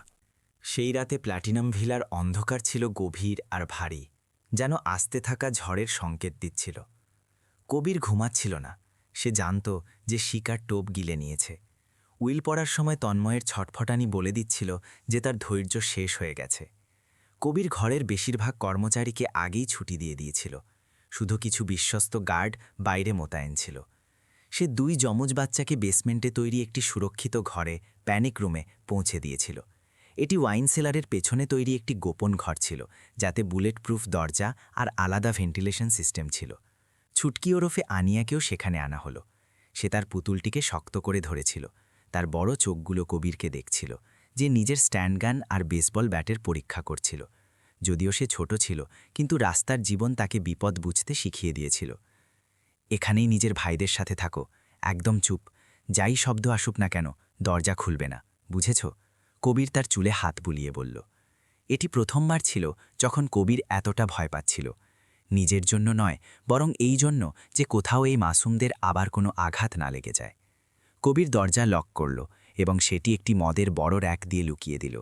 সে ঘরের সব আলো বন্ধ করে দিল, শুধু 2য় তলায় বাচ্চাদের ঘরে একটি মাঝারি নাইট লাইট জ্বলতে দিল। সেখানে সে বিছানায় মানুষের আকারের পুতুল রেখে তাদের চাদর দিয়ে ঢেকে দিয়েছিল এবং একটি মেশিন দিয়ে শ্বাস নেওয়ার আওয়াজ চালিয়ে দিয়েছিল, যাতে এটি আসল মনে হয়। ঘড়িতে রাত 2টো বাজল এবং শহরে মুষলধারে বৃষ্টি শুরু হলো। মেঘের গর্জন নুড়ি পাথরের উপর পড়ার পায়ের শব্দকে চাপা দিয়ে দিল। কিন্তু ইনফ্রারেড ক্যামেরা সিস্টেম কবিরের ফোনে অ্যালার্ট পাঠালো। 3টে কালো ছায়া পেছনের দেয়াল টপকাচ্ছিল, সেই একটি কোণ যা কবির জানত করে দুর্বল ছেড়েছিল। 3জনেই কালো কাপড় পরেছিল। ইন্সপেক্টর বিক্রমের টিম বাইরে লুকিয়েছিল, তারা শুধু অপেক্ষা করছিল যে গুন্ডারা ভেতরে ঢুকলে যাতে হাতে নাতে ধরা যায়। কবিরকে শুধু বসে অপেক্ষা করতে হতো, কিন্তু সবথেকে ভালো পরিকল্পনাতেও কোথাও না কোথাও খামতি থেকে যায়। আর এইবার খামতি এলো এমন একটি পরিস্থিতি থেকে যার কেউ আশা করেনি। প্যানিক রুমের ভেতরে ছুটকি হঠাৎ মনে পড়ল যে তার নিজের মায়ের দেওয়া একমাত্র স্মৃতি, রূপোর পুরনো লকেট, সন্ধ্যায় খেলার সময় লিভিং রুমে পড়ে গিয়েছিল। একটি শিশুর নিষ্পাপ চিন্তার সাথে তার কাছে বড়দের সতর্ক বার্তার চেয়ে নিজের সম্পদ হারানোর ভয় বেশি ছিল। কবির যখন পেছনের দরজা পরীক্ষা করতে গিয়েছিল, তখন বেসমেন্টের ছিটকিনি একটি কাঠের টুকরো আটকে যাওয়ার কারণে পুরোপুরি বন্ধ হতে পারেনি। সুযোগ বুঝে ছুটকি চুপি চুপি বাইরে বেরিয়ে এলো। সে অন্ধকার সিঁড়ি দিয়ে ওপরে এলো আর সোফার নিচে লকেট খুঁজতে লাগল। ঠিক সেই সময় লিভিং রুমের কাচের দরজা একটি হালকা শব্দ করে খুলল। 3 খুনি ভেতরে প্রবেশ করল। তাদের টর্চের আলো ঘরে ঘুরতে লাগল। সর্দার, যার মুখে একটি লম্বা দাগ ছিল, সে নিজের সঙ্গীদের ওপরে যাওয়ার ইশারা করল, কিন্তু তার টর্চের আলো ভুলবশত সোফার নিচে পড়ল, আর সেখানে সে দুটি ভীত চোখ দেখতে পেল। এখানে একটা মেয়ে আছে, একটি গুন্ডা চিৎকার করে বলল। ছুটকি চিৎকার করে উঠল। সে তার পুতুলটি পাশের গুন্ডার মুখে মারল আর সিঁড়ির দিকে পালানোর চেষ্টা করল, কিন্তু তার পা ভারী কার্পেটে আটকে গেল আর সে পড়ে গেল। সর্দার ঝাঁপিয়ে পড়ে তার চুল ধরল আর ঝকঝকে ছুরি তার গলায় চেপে ধরল। চুপ থাকো, না হলে গলা কেটে দেব। কন্ট্রোল রুমে কবিরের হৃৎপিণ্ড এই দৃশ্য দেখে থেমে গেল। রক্ত টক বক করে উঠল। সে পুলিশের অপেক্ষা করতে পারল না। সে ওই বাচ্চাটিকে এক মুহূর্তও কষ্টে দেখতে পারল না। সমস্ত রণনীতি আর নিজের সুরক্ষার কথা ভুলে কবির নিজের অ্যালুমিনিয়ামের বেসবল ব্যাট তুলে নিল এবং ঘর থেকে বাইরে ছুটল। ওকে ছেড়ে দাও! কবিরের গর্জন মেঘের গর্জনের মতো প্রতিধ্বনিত হল, যাতে লুটেরারা চমকে গেল। কবির সিঁড়ি দিয়ে চিতার মতো ঝাঁপ দিল এবং ব্যাট পুরো শক্তি দিয়ে সেই গুন্ডার হাতে মারল যে ছুটকির চুল ধরেছিল। কড়ক করে হাড় ভাঙার শব্দ হল। গুন্ডা ব্যথায় চিৎকার করে উঠল আর ছুরি তার হাত থেকে ছিটকে গেল। ছুটকি বিদ্যুতের গতিতে গড়িয়ে দূরে সরে গেল আর একটি মেঝের নিচে ঢুকে পড়ল। মার ওকে! সর্দার চিৎকার করল। বাকি দুই গুন্ডা নিজেদের অস্ত্র নিয়ে কবিরের ওপর ঝাঁপিয়ে পড়ল। অন্ধকার আর আলোর মাঝে এক ভয়ানক লড়াই শুরু হল। কবির কোনো মার্শাল আর্টস মাস্টার ছিল না। সে শুধু একজন বাবার প্রবৃত্তি দিয়ে লড়ছিল, যে নিজের সন্তানদের বাঁচাতে চায়। সে প্রথম গুন্ডার আঘাত এড়িয়ে তাকে ফেলে দিল, কিন্তু দ্বিতীয় গুন্ডা পেছন থেকে এসে তার কাঁধে ছুরি বসিয়ে দিল। এক তীব্র ব্যথার ঢেউ উঠল। রক্তের ধারা তার সাদা শার্ট লাল করে দিল। কবির ক্ষতমত খেয়ে হাঁটু গেড়ে বসে পড়ল। সর্দার যে নিজের ভাঙা হাত ধরেছিল, সে নিষ্ঠুরভাবে হাসল এবং নিজের ছুরি তুলে কবিরকে শেষ করতে এগিয়ে এলো। মর কুত্তা, যাতে আমি আমার টাকা পাই। যেই ছুরি নিচে নামতে যাবে, একটি গুলি চলার আওয়াজ হলো। ঢ্যাঁ! সর্দার থেমে গেল। ছুরি তার হাত থেকে পড়ে গেল এবং সে নিজের উরু চেপে ধরে পড়ে গেল। মূল দরজা ভেঙে ভেতরে ঢুকলেন ইন্সপেক্টর বিক্রম এবং তার কমান্ডো টিম। বন্যার মতো তারা ভেতরে আছড়ে পড়লেন। পুলিশ, কেউ নড়বে না, অস্ত্র ফেলে দাও! ফ্লাড লাইট জ্বলে উঠল। তিনজন গুন্ডাকে তৎক্ষণাৎ দবজ করে মেঝেতে শুইয়ে দেওয়া হলো। ছুটকি টেবিলের নিচ থেকে বেরিয়ে এলো এবং কাঁদতে কাঁদতে কবিরকে জড়িয়ে ধরল। আঙ্কেল, আপনার চোট লেগেছে? সে ফুপিয়ে কাঁদছিল। কবির নিজের যন্ত্রণা চেপে তার মাথায় হাত বুলিয়ে দিল। আমি ঠিক আছি মা, আমি ঠিক আছি। সে বিক্রমের দিকে তাকাল।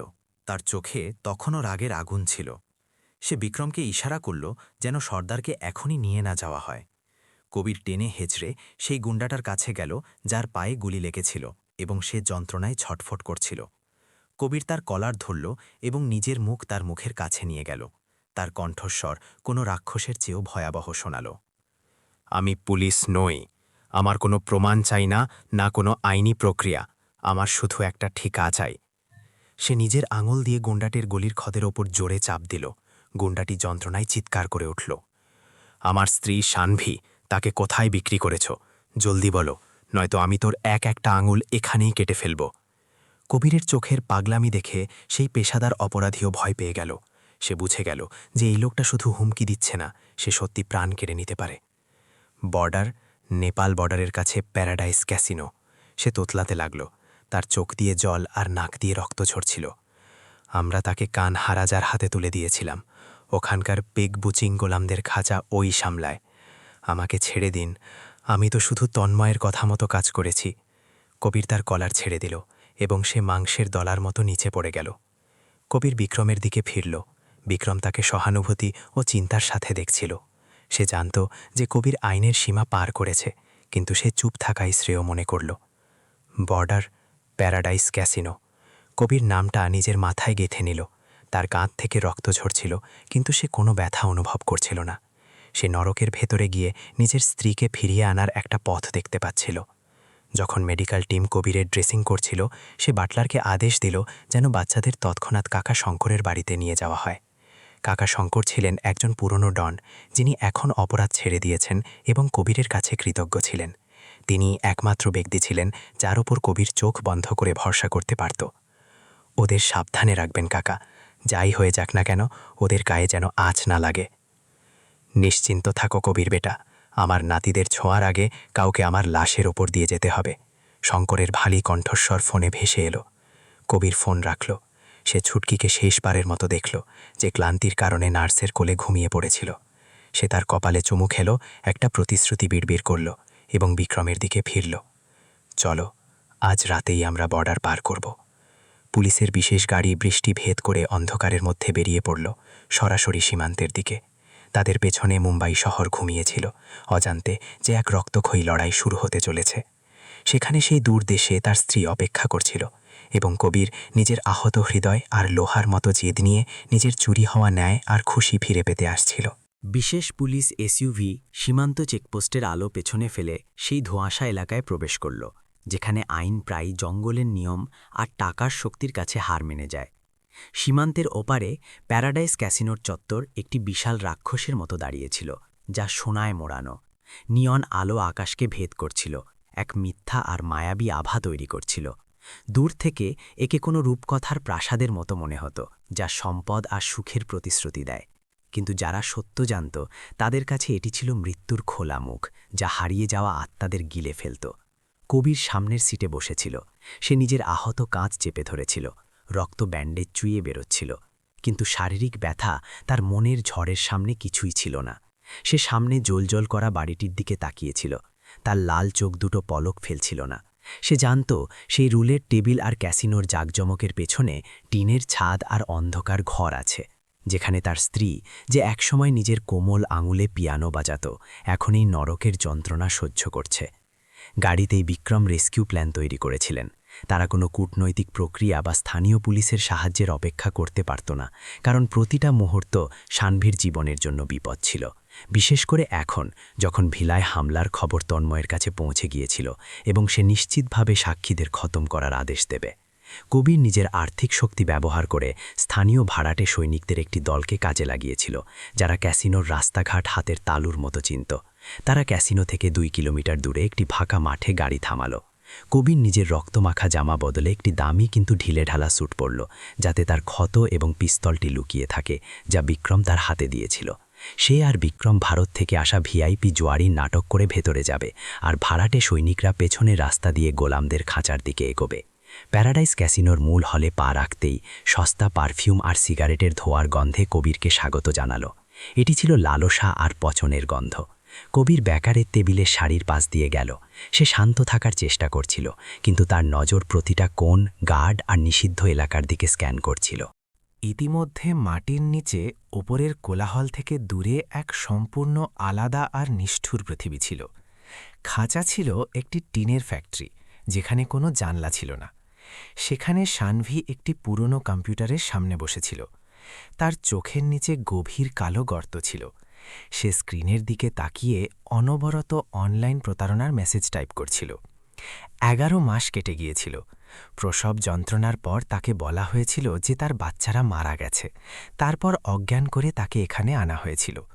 সে পিয়ানো আর্টিস্ট থেকে এখন অপরাধীদের টাকা কামানোর মেশিনে পরিণত হয়েছিল। তার সুন্দর আঙ্গুলে এখন কারেন্টের শক দেওয়ার দাগ ছিল, যা তাকে টার্গেট পূরণ না করতে পারলে দেওয়া হতো। কিন্তু সে মরেনি। সে ছিল মরুভূমির ঘাসের মতো জেদি। সানভি চুপি চুপি টেবিলের নিচে হাত ঢুকিয়ে নিজের লুকানো একটা ধারালো জিনিস ছুঁল।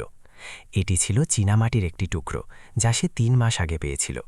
প্রতি রাতে ঘষে সেটিকে খুরের মতো ধারালো করেছিল। এটি ছিল তার শেষ অস্ত্র। কিন্তু সে কখনো আত্মহত্যা করেনি, কারণ ঘুমের ঘোরে সে তার বাচ্চাদের কান্নার আওয়াজ শুনতে পেত। মায়ের মন বলছিল তার বাচ্চারা বেঁচে আছে এবং তার স্বামী কখনো হার মানবে না। এই বিশ্বাসটুকুই তাকে জেলার কানহারাজার চাবুক সহ্য করার শক্তি দিয়েছিল। হঠাৎ ফ্যাক্টরির লোহার দরজা সশব্দে খুলে গেল। কানহা রাজা, সেই নিষ্ঠুর ম্যানেজার যার একটা চোখ নষ্ট ছিল, হাতে পিস্তল নিয়ে ভেতরে এলো। সবাই উঠে দাঁড়াও, এখনই বেরাও এখান থেকে, পুলিশ এসে গেছে। সে চিৎকার করে ইলেকট্রিক চাবুক ঘোরাতে লাগল। কবিরের হামলার খবর তার কাছে পৌঁছে গিয়েছিল। তন্ময়ের আদেশ ছিল মাল অন্য জায়গায় সরিয়ে দাও, আর যারা বাধা দেবে তাদের শেষ করে দাও, বিশেষ করে সেই পিয়ানো বাজানো মেয়েটিকে। সানভিকে একজন গুন্ডা চুল ধরে টেনে চেয়ার থেকে নামালো। সে যন্ত্রণায় কুঁকড়ে গেল, কিন্তু চিৎকার করল না। তার হাত পকেটের সেই ধারালো টুকরোটির ওপর শক্ত হল। ওপরের ক্যাসিনোতে কবির আর বিক্রমের পরিচয় প্রকাশ হয়ে গিয়েছিল।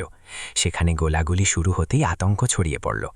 এদিকে ইমার্জেন্সি সিঁড়ি দিয়ে চলো, বিক্রম চিৎকার করলেন। কবির অন্ধকার সিঁড়ি দিয়ে নিচে দৌড়ালো। সে নিজের কাঁধের যন্ত্রণাকে তোয়াক্কা করল না। সে তার লক্ষ্যবস্তুর খুব কাছে ছিল। সানভি, আমার জন্য অপেক্ষা করো। কবির মনে মনে গর্জন করল এবং নিজের ভালো কাঁধ দিয়ে সেই লোহার দরজায় ধাক্কা মারল, যা তাকে খাঁচা থেকে আলাদা করে রেখেছিল। দরজা খুলল এবং সামনের দৃশ্য দেখে কবিরের রক্ত টকবক করে ফুটে উঠল। শত শত কঙ্কালসার মানুষ পশুর মতো এক কোণে জড়ো হয়েছিল। সেই ভিড়ের মধ্যে কবিরের নজর সানভির ওপর পড়ল। কানহা রাজা তাকে চুল ধরে পেছনের দরজার দিকে টেনে নিয়ে যাচ্ছিল, আর তার বন্দুকের নল সরাসরি সানভির কপালে ঠেকানো ছিল। ওখানেই থামো, কবির চিৎকার করল।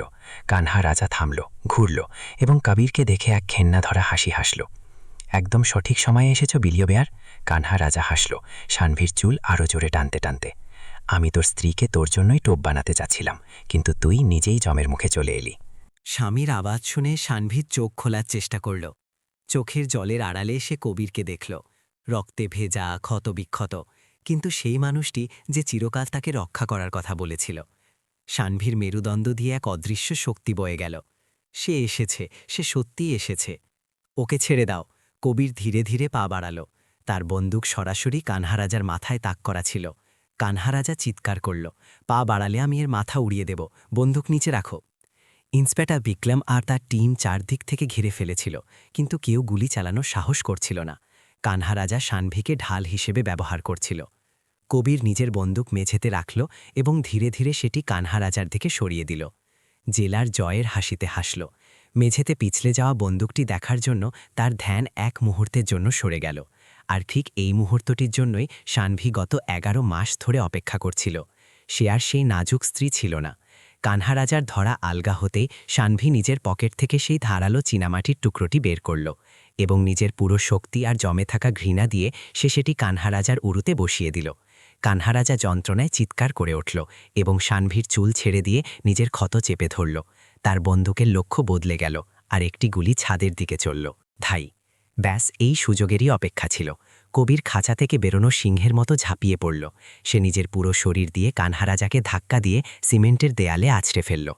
কানহা রাজা চক্কর খেয়ে পড়ে গেল এবং তার বন্দুক হাত থেকে পড়ে গেল। তবুও সে তার কোমর থেকে খঞ্জর বের করে কবিরকে মারার চেষ্টা করল। আহত কাঁধ সত্ত্বেও কবির পিছপা হল না। সে কানহা রাজার কবজি চেপে ধরল। যন্ত্রণায় তার দাঁত কিরমির করছিল, কিন্তু রাগ তাকে এক লড়াই করার মেশিনে পরিণত করেছিল। সে কানহা রাজার চোয়ালে এক জোরালো ঘুষি মারল।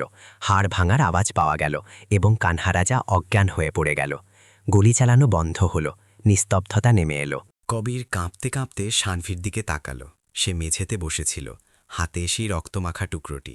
কবির তার সামনে হাঁটু গেড়ে বসল এবং কাঁপতে কাঁপতে তার গাল ছুল। সানভি তার গলা ধরে এলো।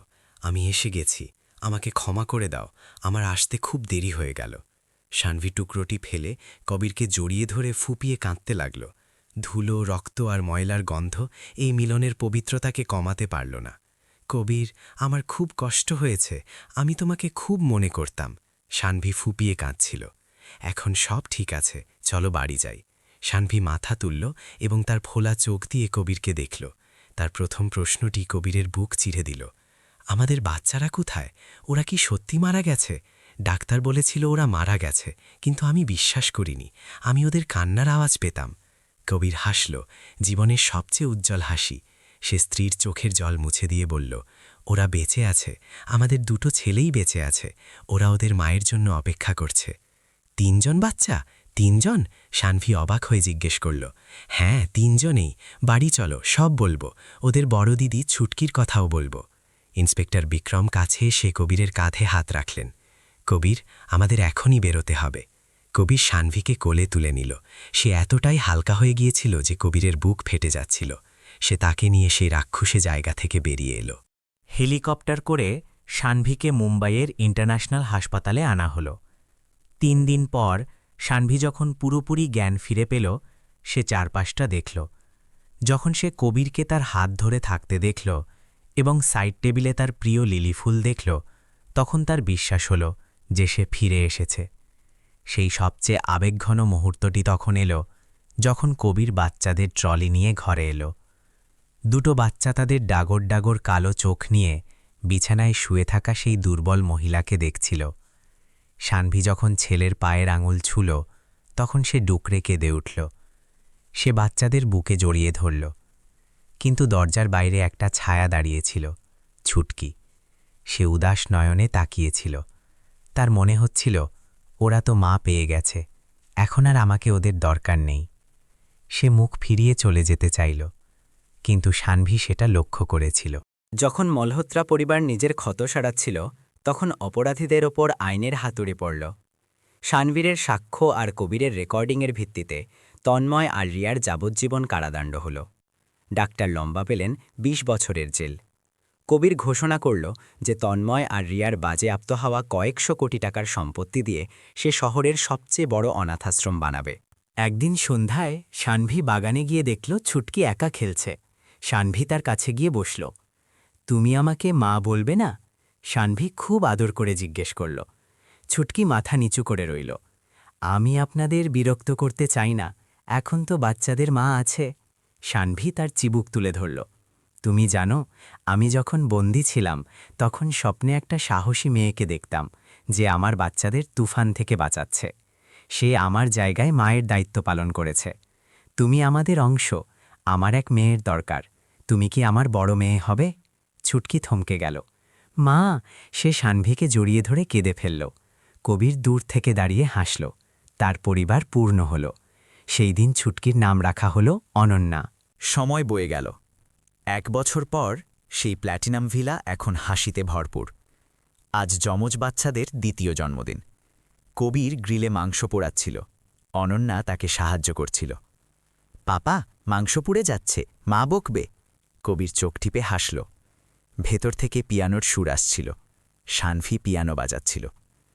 বিকেলে সূর্যাস্তের আলোয় ৫ জনের পরিবার ঘাসের ওপর বসল। কবিরা সানভির কোলে একটা করে ছেলে এবং অনন্যা পেছন থেকে দুজনকে জড়িয়ে ধরে হাসছিল। ক্যামেরার লেন্স জুম আউট হয়ে লিভিং রুমের সেই ছবিতে গিয়ে থামল যা অনন্যা এঁকেছিল। সেখানে ৫ জন মানুষ হাত ধরে দাঁড়িয়েছিল এবং কোনায় একটি থার্মোকলের বাক্স ছিল যা অনন্যা সোনালি রঙে রাঙিয়ে দিয়েছিল। নিচে বাচ্চাদের হাতের লেখায় লেখা ছিল, আমার সম্পদ। কবির মলহোত্রার কাছে কোটি কোটি টাকা ছিল, কিন্তু তার আসল সম্পদ ছিল সেই ছিঁড়ে যাওয়া বাক্সটিতেই, যা পৃথিবী আবর্জনা মনে করে ফেলে দিয়েছিল। যারা ঘৃণা বনে তারা একাকিত্ব কাটায়, আর যারা নিচু হয়ে কোনো শিশুর প্রাণ বাঁচায় তারা খুশির পুরো আকাশ খুঁজে পায়। বন্ধুরা, এই গল্পটি কেবল একটি গল্প নয়, বরং মানবতা ও আশার এক দৃষ্টান্ত। আপনি বিশ্বের কোন কোণ থেকে আমাদের সাথে যুক্ত হয়েছেন দয়া করে কমেন্টে জানাবেন। আপনার এই গল্পটি কেমন লাগল? কবির ও সানভির লড়াই কি আপনার মনকেও ছুঁয়ে গেছে? নিজের মতামত অবশ্যই জানাবেন। সুস্থ থাকুন, সাবধানে থাকুন। আপনার কাছেও যদি এমন কোনো অনুপ্রেরণামূলক গল্প থাকে তবে আমাদের সাথে শেয়ার করতে পারেন। ধন্যবাদ।